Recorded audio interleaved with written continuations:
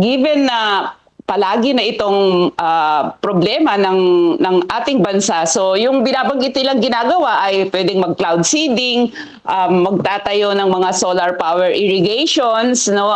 Tapos ay ganun din ay pinaghahandaan nila yung mga dams para sa ating mga para sa irigasyon ng ating mga palayan.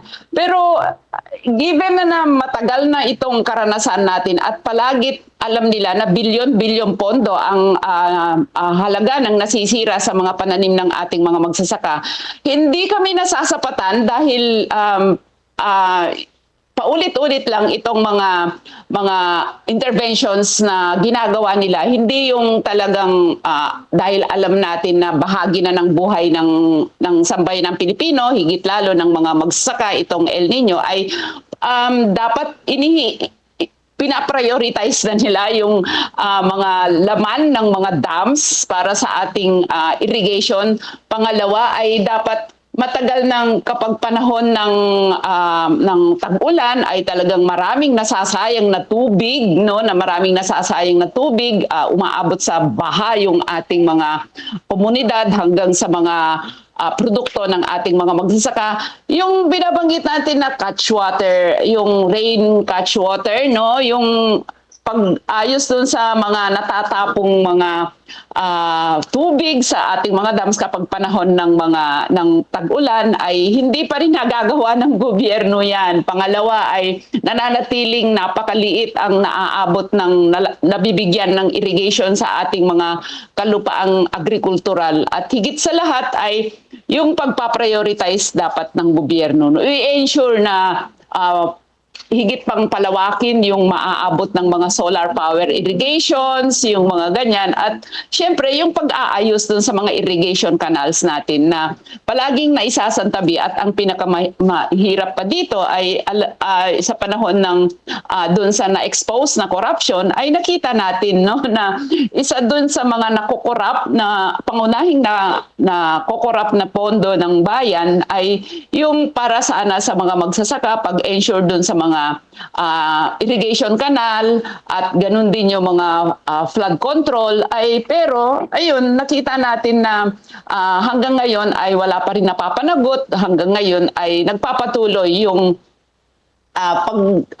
yung pagsasawalang yung hindi pagpaprioridad ng gobyerno dun sa higit na pangangailangan ng ating mga magsasaka, higit lalo sa panahon na makakaranas na naman tayo ng El Nino at ang isa pa din dun sa intervention ng gobyerno ay yung mag-import, no? Yung binabanggit niya na tataas ang presyo ng bigas dahil ito yung daranasin natin, epekto ng El Nino, kasabay nun yung epekto ng napakataas na presyo ng abono at pestisidyo dahil dito sa giyera sa Middle East.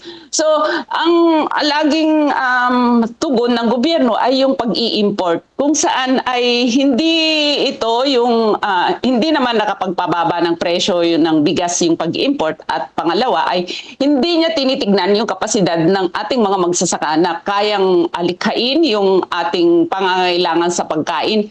Kaya niyang maibaba ng todo yung pangangailangan natin sa pag-import kung talagang titignan o tutugunan niya yung mga batayang pangangailangan, yung mga batayang kahilingan ng ating mga magsasaka, which is no yung dapat yung irrigation canal maayos, yung mga laman ng mga dams natin ay dapat i-priority yung irrigation ng ating mga palayan at higit sa lahat yung pagkontrol dun sa presyo ng mga pangunahing pangangailangan ng ating mga magsasaka. Nang sa ganun ay makapagtanim sila, nang sa ganun ay hindi nila titipirin yung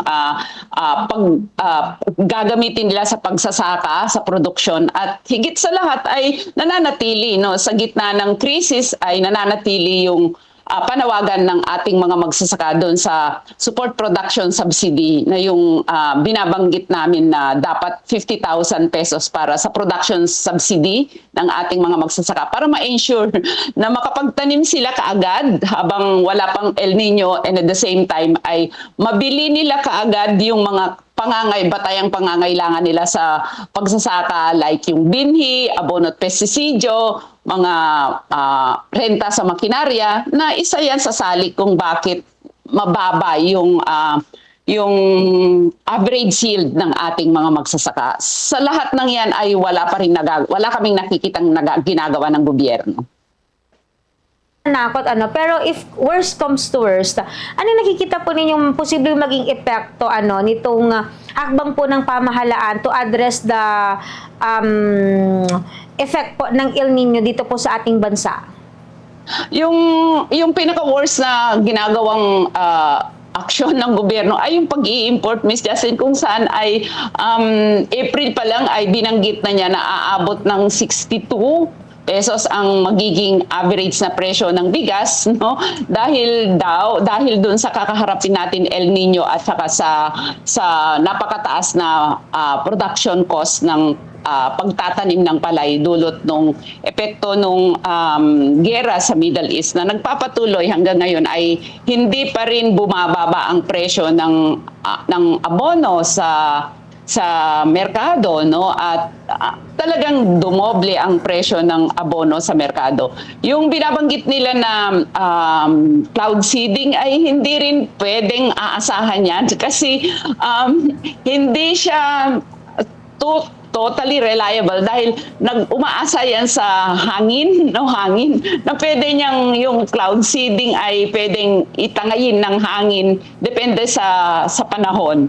So hindi siya reliable. Ang pinaka-reliable pa rin ay yung pag-e-ensure doon sa mga irrigations, no, tubig sa mga dams. Pangalawa ay subsidy talaga, Miss Justin, kasi sa panahon na nakapagtanim na yung ating mga magsasaka at walang tubig, ay automatic na gagamitan ng mga magsasakayan ng yung well, no, anong tawag?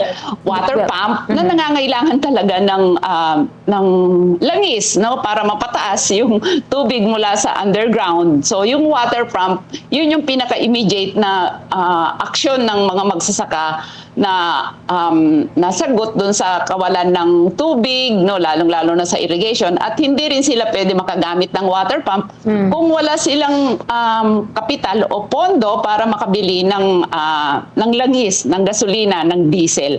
So, yun yung mga iba't ibang mga dahilan kung bakit talagang urgent yung pangangailangan, yung urgent yung panawagan ng mga magsasaka ng support production subsidy. Na ito yung nananatili ang sagot ng gobyerno ay yung 5,000 oil subsidy, tapos yung 2,350 na ayuda sa ating mga magsasaka, which is sobrang liit. Walang patutunguhan yun. Hindi yan magre-resulta hindi magre-resulta yan para makapagtanim agad ang ating mga magsasaka. Ma'am Cathy, alam natin na sa loob po ng ilang taon panunungkulan po ng ating Pangulong Ferdinand Bongbong Marcos Jr. sa kanyang mga nakalipas na State of the Nation Address o SONA, hindi naman po nawala sa kanyang mga top priorities. Lagi niya nababanggit yung sektor po ng agrikultura. Pero kung kayo yung tatanungin, bibigyan po ng grado ang ating Pangulo sa pag-address po ng problema sa sektor ng agrikultura sa loob po ng ilang taong panunungkulan bilang Pangulo po ng ating bansa, ilan po igagrado niyo po sa kanya? Oo, para sa amin magsasaka, Miss Justin, ay talagang another bagsak grade sa grado ng presidente doon sa pagharap niya sa issue ng mga magsasaka at pagharap niya mismo doon sa iba't ibang klase ng krisis na nararanasan ng ating ng mga magsasaka na nagresulta talaga nung napaka malawakang krisis, malawakang kalbutuman sa hanay ng ating ng mamamayang Pilipino mismo. Unang-una dito kinokondena namin yung kung talagang palagi niyang sinasabi na prioridad niya yung industriya sa agrikultura. Naglabas siya ng Republic Act 12252 kung saan pwede mag-rent, mag-lease ang mga dayuhang mamumuhunan ng mga burokrata kapitalista, ng mga mayayamang negosyante sa ating bansa ng 99 years sa ating kalupaan. No, 99 years pa, mahigit isang buhay na yun eh. Tapos ibibigay mo lang sa mga dayuhan na para i-rent. Ang mga dayuhan, meron niyang kapital para magtanim kung ano yung gusto nilang itanim, itayong negosyo sa ating mga kalupaan. So magre-resulta matinding land use conversion, matinding displacement sa hanay ng ating mga magsasaka. Pangalawa ay yung land grabbing na nangyayari sa mga tinatayuan ng mga solar power projects, no? Solar power projects na mga prime agricultural lands yung tinatayuan niyan ng mga solar power projects na hindi rin naman magreresulta ng pagbaba ng ating bayarin sa ilaw dahil pag-aari yan ng mga negosyante. So kita at kita yung mga habol nila diyan. Pangatlo, kung titignan natin sa 3 taon niya sa pagiging presidente, ano yung budget ng Department of Agriculture ay nananatiling napakababa. Hindi yan magre-resulta ng pag-angat, pagtaas ng presyo ng halay ng ating mga magsasaka. Hindi yan magre-resulta ng pagbaba ng production cost ng ating mga magsasaka kasi napakababa. Number 7 siya sa hanayan ng mga binibigyan ng mga budget sa buong ahensya, no? So patunay na kahit sinasabi niya sa kanyang mga statements, sa mga press releases na pinaprioridad niya yung industriya sa agrikultura, pagdating sa realidad ay napakalayo at nagpapatuloy yung pag-asa niya sa pag-i-import dun sa mga pangunahing pangangailangan natin sa pagkain, lalong-lalo na ng bigas. So bagsak yung grado at yung babanggitin niya ulit yung 20 pesos per kilo na bigas. Ano bang nangyari sa 20 pesos per kilo na bigas? No? Napababa ba niya ito yung presyo ng bigas sa palengke? Hindi, nananatiling 50 pesos yung price cap ng imported na bigas, no? So yung 20 pesos na presyo ng bigas nasa Kadiwa centers lang at kailangan may magbuwis pa ng buhay, no? Maalala mo yung may namatay dahil nasagasaan, dahil sa pila sa labas ng Kadiwa Center at maghihintay sila ng 9:00 para makabili nung pang-almusal nilang dapat isasaing nila na pang-almusal. So lahat yan, Miss Justine, sa loob ng 3 years o 4 years na ng pagiging president si Bongbong Marcos, si presidente ay wala, sobrang bagsak ang binibigay namin at patuloy no na nakikinig, patuloy na pinapatupad niya yung mga polisiya na higit lalong pag-aasa ng ating mga pangangailangan sa pagkain sa pag-i-import. Hindi talaga siya nakikinig sa mga magsasaka. Kaya yung mga magsasaka talagang hindi kami hihinto doon sa aming panawagan. At hindi lang dapat magsasaka ang manawagan nito, kundi buong mamamayang Pilipino na apektado sa lahat ng polisiya ng gobyerno, higit lalo doon sa asa niya sa pagpapabaya niya doon sa mga batayang pangangailangan, batayang panawagan ng ating mga magsasaka. Kasi ano po yung nais po ninyo na mapakinggan sa nalalapit po na State of the Nation address po ni Pangulong Marcos sa buwan po ng Hulyo? Yung syempre sabi nga namin ay hindi kami magsasawa doon sa aming panawagan, no? At sana panahon na para ipakita naman niya na pagbibigay ng halaga doon sa napakahalagang role o tungkulin ng ating mga magsasaka na lumilikha ng pagkain ng mamamayang Pilipino. Kaya makinig siya sa amin, no? At kasabay nun ay yung mga panawagan, yung mga demands ng ating mga magsasaka ay siyang kanyang gagawin, no? At unang-una gusto namin marinig sa kanya na talaga naman siya ng mga political dynasties, yung batas, no, na magtatanggal dun sa mga magreresulta ng hindi na batas para sa totoong anti-political dynasties. Pangalawa ay yung mapanagot yung lahat ng sangkot, no? Yung mga flood control na matinding nagresulta sa paghihirap ng mamamayang Pilipino, lalong-lalo na ng mga magsasaka, ay dapat mapanagot. At yung pagpapanagot yan ay hindi lang simpleng ma-impeach na si Vice President, kundi lahat ng sangkot at hindi siya hiwalay doon sa aming pinapanagot doon sa nangyaring napakatinding flood anomalya sa ilalim ng kanyang panunungkulan. Ganun din ay siyempre yung patuloy niyang pagsuhay o di kaya pagsunod doon sa mga impositions ng mga neoliberal policies at yung pagsunod niya mismo doon sa mga dikta ng mga imperialistang bansa, lalong-lalo na ng US, no?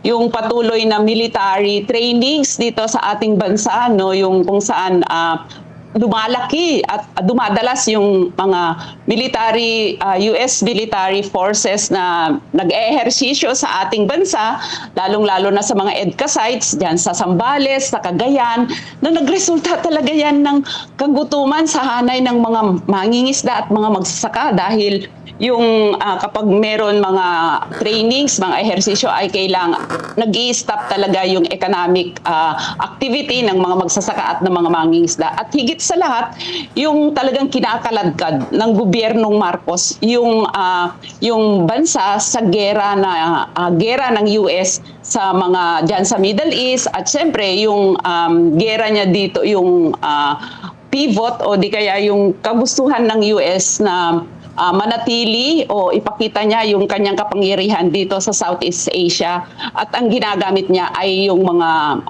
yung EDCA, no, yung pag-ehersisyo, yung pagdadala niya ng mga US military forces dito sa ating bansa at ginagamit yung ating kalupaan, yung ating karagatan at yung space, no, para sa military trainings para mag-ehersisyo dito sa ating bansa na ito ay labag sa ating soberenya.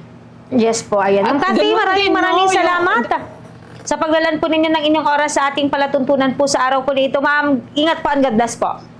Okay, maraming salamat, Miss Justine. At syempre, no, yung pagkondena natin dun sa pang-aagaw ng US para pagtayuan niya ng economic zone, yung Starlock, no, para dun sa Paxilica, no, na kung saan ay magtatayo ng AI hub in AI. Yung ano ba yung AI? Artificial intelligence na itatayo niya dyan sa Tarlac, sa Central Luzon, na magre-resulta ito ng pagbibina sa ating mga critical mines, critical earth, mga iba't ibang natural mga minerals ng ating bansa na alam naman natin yung epekto nito ay pang-aagaw dun sa mga kalupaan ng ating mga katutubo, ng mga magsasaka at 1,600 hectares ang ilalaan niya para dito sa pagtatayo ng economic hub ng US dito sa ating bansa. So lahat yan ay mga pagpapatunay na ang gobyernong Marcos ay talagang pinakapapet ng imperialistang US.